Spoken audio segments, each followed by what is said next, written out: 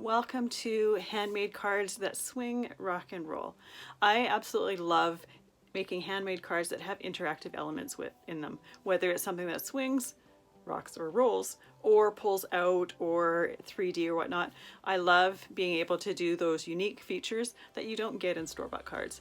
Let's go take a look at what we're going to be covering in this class. So these are the 3 cards that we're going to be creating in this class. The first one we're going to do is a leaf that swings, and I'll show you how to create the mechanism for that. And once you learn how to do that mechanism, you can create all sorts of different themes around that.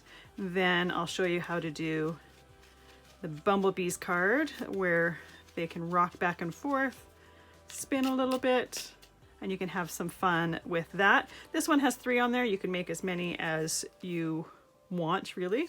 And then thirdly, I'm going to show you how to create this snowman card with the hat that rolls and spins.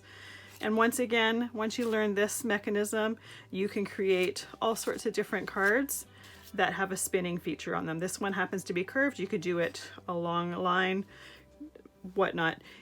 Basically, the sky is the limit. In all these cards, I'm using die cuts. You can adapt them with stamped images and have them cut out as well. Once again, there's all sorts of different season themes here, but you can do it for whatever season you want. It doesn't necessarily just have to be winter or fall, whatnot. You can have so much fun with this, and it's a great way to add just something fun and unique to a card that you're making. So this class comes with a supply list. It's a downloadable PDF that has samples of each of the cards, pictures of each of the cards, and then it's broken down into the supplies used for each one.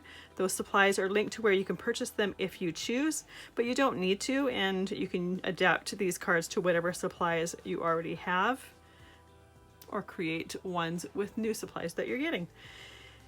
Now let's go create some fun interactive cards that swing, rock, and roll.